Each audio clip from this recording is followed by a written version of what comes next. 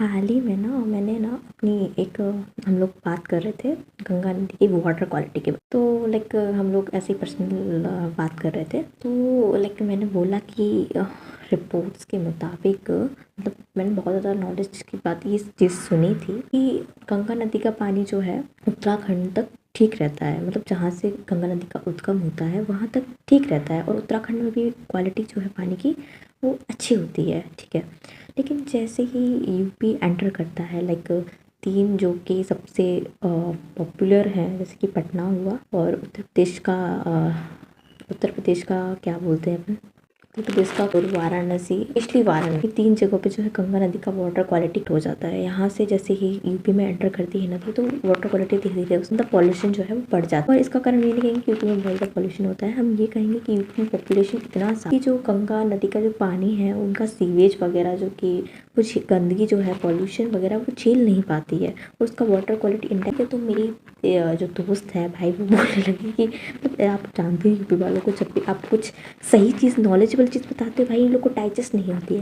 ये लोग बोलते हैं कि एमपी का तो बहुत नहीं है। तो लेकिन मैं यहाँ पे कंपैरिजन नहीं करूँगी, लेकिन मैं रिपोर्ट्स और डेटा के आधार पे आप लोग को बताऊँगी कि लिटरली अभी जो गंगा नदी में मतलब बहुत ज़्यादा उसके लिए नमो मतलब नमामि गंगे जैसे और गंगा सफाई करने के लिए जितने भी ज़्यादा प्रोग्राम्स ऑर्गेनाइज किए गए थे। और एक डेटा जो कि मैं अभी आपके अकॉर्डिंग जो है उत्तराखंड में गंगा नदी की वाटर क्वालिटी काफ़ी हद इम्प्रूव हुई है, सबसे ज़्यादा इम्प्रूव हुई है। और उत्तराखंड का जो पानी है वो है उत्तराखंड जैसे उत्तराखंड का हरिद्वार ले लेंगे तो वहाँ तक पानी जो है जैसे ही यूपी के डेटा में लिखा है कि यूपी के जैसे ही यूपी के स्पेशली यूपी के कन्नौज और वाराणसी में जो है गंगा नदी की वाटर क्वालिटी सबसे ज़्यादा गई है। ठीक है, और मतलब कन्नौज से वाराणसी तक वाटर क्वालिटी बहुत ख़राब है due to sewage and many more things. So और फिर बिहार का और उसमें डेटा में ये भी लिखा है कि यूपी में फिर भी पार्शियली जो है पार्शियली है जो इम्प्रूवमेंट हुआ है, लेकिन अभी भी बहुत ज़्यादा इम्प्रूवमेंट की ज़रूरत है। तो हम ये नहीं कह सकते कि कम्प्लीटली गंगा नदी साफ और अब मतलब बिल्कुल मतलब बस बोल सकते कि साफ़ है, बट वैसे साफ़ नहीं है क्योंकि इतना का खाने के बिना अगर आरओ के पानी के आप जी नहीं सकते हो। वाराणसी में तो आप सर्वाइव ही नहीं कर। ठीक है, और दूसरी बात फिर आ जाता है बिहार। तो बिहार में जो है गंगा नदी की वाटर क्वालिटी सबसे ज़्यादा के अकॉर्डिंग।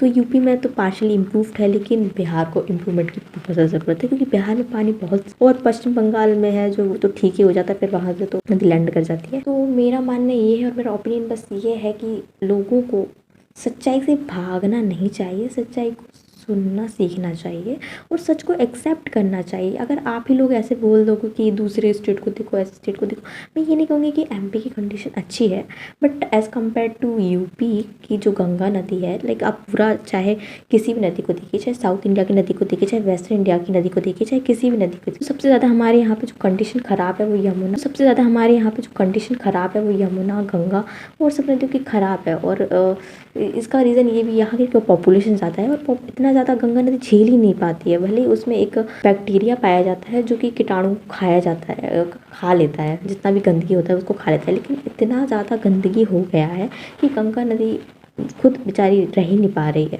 तो भाई ये मेरा मानना ये है कि आप सच्चाई से भागिए मत, आप सच्चाई को एक्सेप्ट करना सीखिए, क्योंकि अगर आप सच्चाई से भागेंगे एक्सेप्ट नहीं करेंगे तो कैसे इम्प्रूवमेंट होगा। और एमपी की रही बात, एमपी की तो नर्मदा इतना ज़्यादा डिस्ट्रिक्ट को कवर नहीं करती है और वहाँ पे पॉपुलेशन डेंसिटी भी बहुत कंट्रोल में है। सो वहाँ पे इतना गंदगी नहीं हो पाता है। तो नर्मदा थोड़ा सा नर्मदा एज़ कम्पेयर टू सारी नदियों से थोड़ा ज़्यादा साफ, लेकिन बात अभी हम कर रहे हैं गंगा यमुना की, तो उनको बहुत ज़्यादा सफाई की ज़रूरत है और पोल्यूशन कंट्रोल की ज़रूरत है। और अगर जनता ही जागरूक नहीं होगी तो आप फिर कैसे बोल सकते हैं कि आप नदी को साफ़ कर लेंगे। तो मैं बस इतना कहना चाहती हूँ कि आप लोग सच्चाई से भागिए मत, सच्चाई को एक्सेप्ट कीजिए, क्योंकि सच्चाई को एक्सेप्ट नहीं करेंगे तो सुधार नहीं हो पाएगा। और ऐसे ही बोलते रहेंगे कि इसको देखो उसको देखो तो कभी भी सुधार नहीं हो पाएगा। आप लोग को सच्चाई एक्सेप्ट करना आना चाहिए और बिना नॉलेज के तो ज्ञान नहीं लेना चाहिए। मैं नॉलेज के आधार पर बोल रही हूँ क्योंकि मैंने बहुत ज़्यादा डेटा में देखा हुआ है कि पटना और 2-3 डिस्ट्रिक्ट में गंगा नदी की कंडीशन सबसे ज़्यादा ख़राब है। ठीक है, तो मैं बस इतना कहना चाहती हूँ कि आप लोग सच्चाई से भागिए मत, सच्चाई को एक्सेप्ट कीजिए, क्योंकि सच्चाई को एक्सेप्ट नहीं करेंगे तो सुधार नहीं हो पाएगा। और ऐसे ही बोलते रहेंगे कि इसको देखो उसको देखो तो कभी भी सुधार नहीं हो पाएगा। आप लोग को सच्चाई एक्सेप्ट करना आना चाहिए और बिना नॉलेज के तो ज्ञान नहीं लेना चाहिए।